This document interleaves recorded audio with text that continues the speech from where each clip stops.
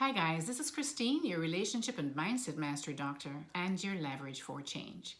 So today I'm going to be speaking about how, just kind of give some examples of what a child um, and grown into an adult, how their background may have shaped their attachment style.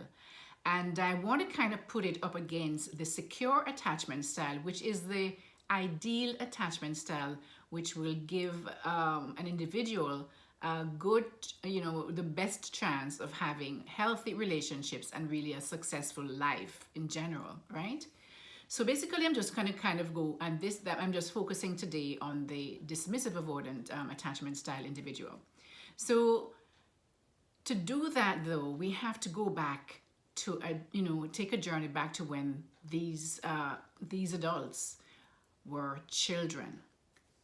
As humans, we kind of experience and make sense of our world through our five senses. But for this particular example, I'm going to focus on three of those senses: what we see, what we hear, and what we feel in terms of physical touch, right? Because it is through these senses that not only do we experience our world, but it also serves to create our image, or self-image, or understanding of our worth, and just basically our belief system of who we believe that we are. As children, our world is going to consist primarily of our caregivers and those immediately around us. So, for example, family members, cousins, uncles, aunts, grandparents, nieces of those uncles, and the nieces of your parents, and people like that, right? So it's going to be a very small world, and it is these individuals that's going to really have an effect on the attachment style that you will form at this early stage, and will more than likely carry into your adult relationships. So at an innate level, guys, as children, we know that our survival is dependent on those people who care for us. If we want food and they're not there to give it to us, we know we're going to starve to death. We sense that. It's something that we kind of sense, that we know our survival is dependent on these people who care for us, whether it be a grandmother, a parent, a father, a mother, you know what I mean. So we know that, and so we kind of trust that they're doing the best for us. So when someone does whatever it is that they do, we are always thinking that they're doing the best for us. And the problem is that sometimes when it is not something good that they're doing for us, we actually believe that this is normal because we know nothing more, because we're children, right? So you believe that this is normal, and this is probably what love looks like, or what caring for someone you love, because you're assuming that your parents love you, right? And that they're going to want to do the best for you. So you're understanding all of the things that you're seeing, hearing, and any kind of physical touch through the lens that these people, first of all, they're adults, so they know more than I do, right? You kind of have that innate understanding. And then they know more than you do, so they should know the best, and they are looking out for your best because they're your parents and they should love you, right? You kind of have that kind of a thing that these people should be caring for you, not harming you.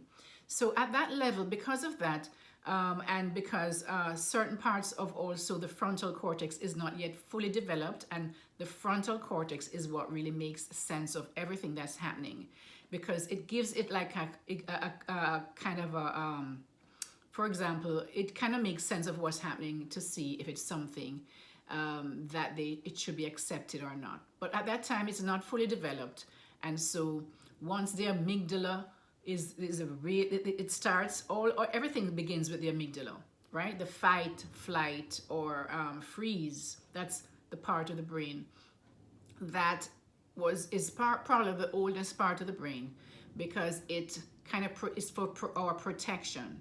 And so immediately, if we have an experience, say for example, that hurt us in the past, and something similar happens, it does not stop to say, is this a threat? if it's similar, or any closeness to what happened in the past that hurt you, it is going to tell you to run, right? It's going to tell you to take care of yourself by either running, fighting, or freezing, to appear as if you're dead, like in the animal war, in Animal Kingdom. So anyway, there's a hippocampus now, that is the other part of the brain that is really the connection between the amygdala and the frontal cortex of the brain. The hippocampus kind of give whatever is happening in the amygdala some type of context. So for example, when you maybe you see maybe a dog bit you earlier, and now you see a little tiny chihuahua, or not, they're kind of crazy anyway.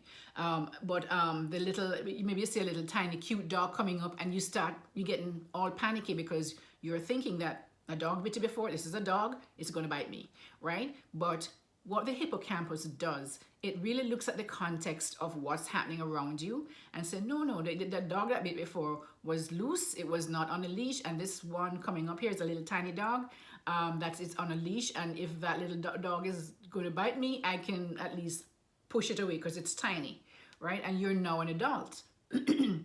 So the hippocampus helps to give that meaning and that context to what's happening. And the frontal cortex now, what it does is now it decides. It is the one that makes the decision as to how you're going to act. So, okay, so this little dog is tiny and won't harm me. So I can continue walking forward, towards that dog because it won't harm me. So it directs your actions pretty much, right? So understanding that as a child, depending on the age that this child is when they're experiencing whatever they're experiencing in their home, they are not going to have all of those brain functions right, ready to really assess the situation correctly. So they're going to simply accept it to be true. And what is difficult is that once they accept it to be true, and if it's a continuous repetitive action that's being done to them, if they're continue being cursed out, beaten, sexually abused, whatever it is, those things now become embedded into their subconscious, and it is through those lenses that the child grows up to now look at every single challenge and life itself, and how to understand and act in life, to meet those challenges in their adult life, right? So just kind of a background, guys. But anyway, I wanted to kind of give two scenarios with these two different children, and I don't want to, instead of saying him or her, I'm just going to say you. And you can look and see which one of these child is more like you. But remember, self-diagnosis is really not one of the best things. You need to really speak with someone who kind of have more information, because also remember that what I'm going to give you some examples right now is not set in stone. There's always a spectrum along which a person is. Nobody is a robot. So we all have different experiences at different levels. So everybody is going to have different, nuances to their attachment styles. So for example, imagine two different children, two different homes. They grew up in two different homes.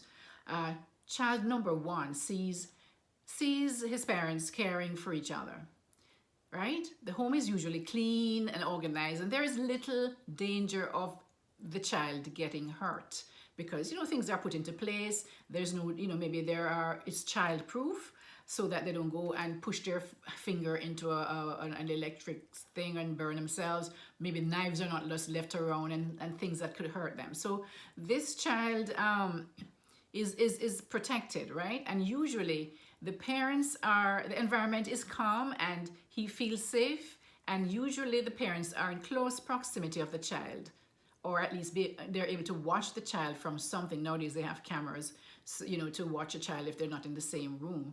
Now they're able to do that so that they can, rescue the child or protect the child if there's any kind of a sense of any harm happening to them.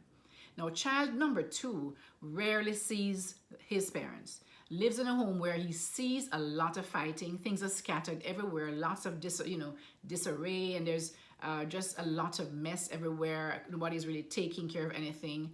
There's always a lot of threat of him getting hurt because things are just left around, and he has to kind of navigate that kind of all like a minefield every single day.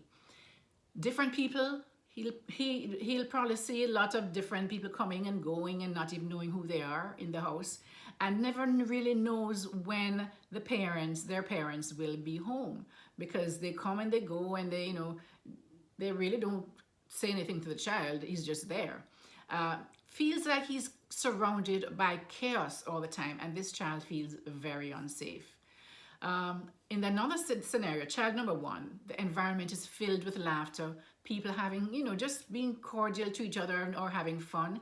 There's usually some kind of a baby or child kind of a cartoon or something going on to entertain them, or the parents have them kind of in the midst of their watching TV or doing whatever it is. And, there is usually a kind of very calm and secure feeling in the home. The parents are usually close by and readily available if the child cries, and they're ready, they're quickly taken care of, right? Maybe not immediately, guys, because sometimes it's not possible, but the child knows that the parent is coming to take care of them, right? Child number two could have quite a different experience. The environment probably mostly noisy with a lot of shouting and arguing, usually so loud that the child feels invisible, because it's like he's just there and nobody sees him. Even when he cries for someone to help satisfy a need, this child is not heard, pushed away, or just simply ignored. This child learns very early that their needs are not important, and after many attempts of asking for help or attention with no success, this child learns to fulfill his own needs. He learns not to ask for help. Do you know somebody like that now in this, your adult relationship, who will not ask for help? They'll help you, but they will not ask for help. Child number one again, in this child, which is more like the secure child, right? Hugs and cuddles are normal for him, comfortable with physical closeness. The parents is going to encourage this child to ask questions and will make time to sit with this child and have actual conversations, even though the child is not talking, which is going to encourage speech in this child, right? And expressions. This child is encouraged to try new things, and the caregivers help him to understand that failure is just a part of learning something new. So when this child fails and does not do something right, he's encouraged to try again and again and again until he gets it right, right? This child feels seen, heard, and understood by his parents or caregivers, right? And the child number two, which is going to be the dismissive avoidant child. If and when he approaches his parents or caregivers, he's pushed away or told to go and find something to do, as they don't have time for hugs. Physical touch is withheld and not encouraged. When this child asks questions, he's told to shut up and stop asking silly questions.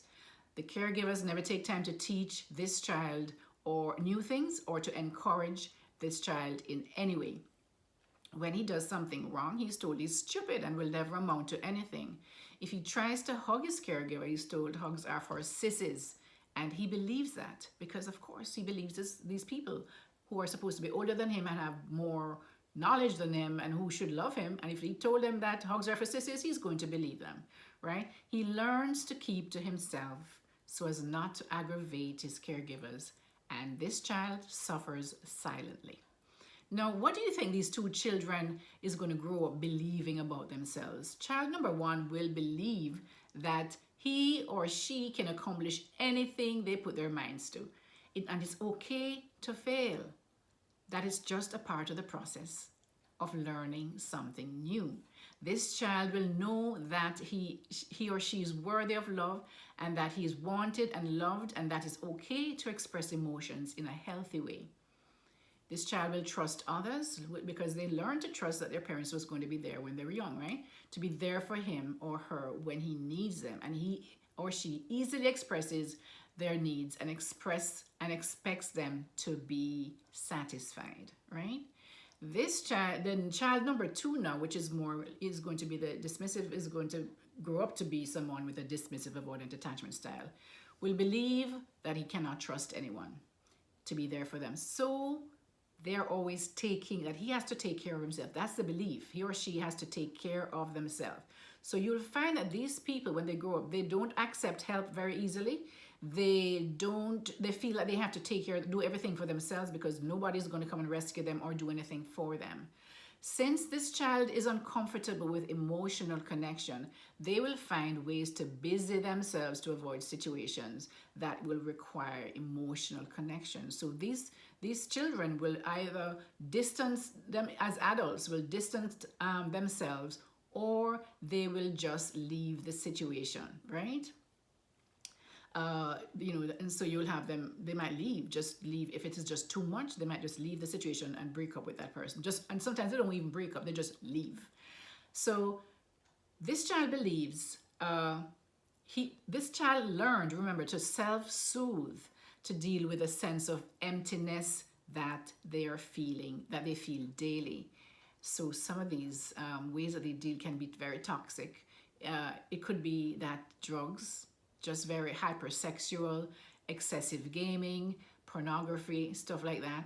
And another one is going to be like people who just want to work all the time. They're always working 24/7. They're doing something. And if they're not working, they're doing something connected to work. If they're not at work, they're doing something connected to work because they feel safer in that kind of an environment, which does not require any expression of emotions or connection with anyone, right? This child finds it really difficult to connect on a deep level. They're very superficial. They can't go deeper than anything because getting connected to someone on a deeper level require to share yourself and your pain and your hurt and who you really are and your emotions, and they find it very difficult to do that. If not, some people, depending on the extremity of that kind of a way they grew up, maybe can't even do it at all.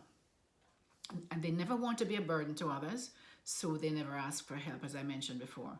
Now, I have to tell you that this belief, especially with those people who are not very self-aware and introspective, is really very, very subconscious, because this is something that a lot of them buried, or a lot of the children buried as they grew up, and they just kind of don't even recognize that they're acting from these places through the lens of what they experienced as a child. So they will it will be a subconscious thing, and until this person may have gone through several relationships, may have had many different challenges in this forum, and recognize that there is something that's not right. This is not normal, right?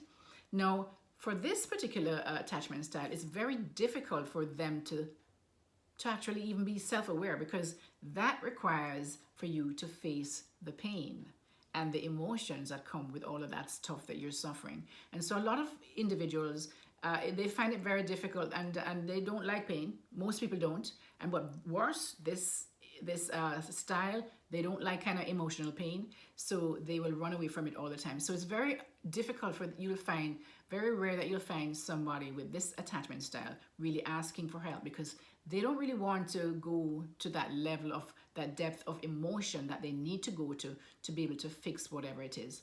Now, if this person is interested in fixing in any other and with any other attachment style, really, the first step, guys, is to be aware of all of these things that you're experiencing, what you're doing in relationships, all of that. You have to be aware of it.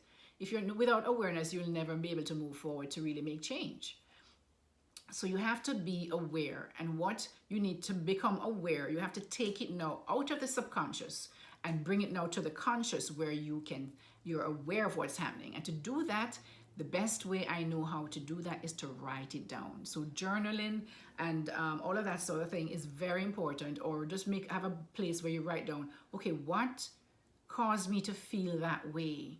Write those things down. Write those things down. All the things that you know that is causing problems in your relationship, write them down. So that the next time it happens, you brought it to the forefront, which is the frontal cortex, which makes sense of things. And so now you can say, okay, every time it comes up, you can now identify it immediately and now question it and make, actually start working on changing those patterns, because they are patterns that are ingrained in your subconscious from you were a child that you continue to operate from, right? So guys, Always remember that the first step to change is awareness. And once you write these things down, you now become more aware of your pattern. And that is where you can begin to change your pattern by doing things differently. You don't fight the pattern. You don't fight the things that you're doing that you did before. You replace it with a new pattern. That's how you create change. All right, guys, I hope that kind of helped in some way to kind of give you some idea of how this attachment style, the dismissive avoidant attachment style, was formed, and how you can now become aware of how, by writing it down, and to start the process of healing and changing that toxic pattern that you've operated from all your life. This is Christine, your relationship and mindset mastery doctor and your leverage for change. If you learned something from this, please like, share, and subscribe to my channel. That way, as soon as I upload something, guys, you will be notified. In the meantime, never ever stop growing. Take care now. Bye-bye.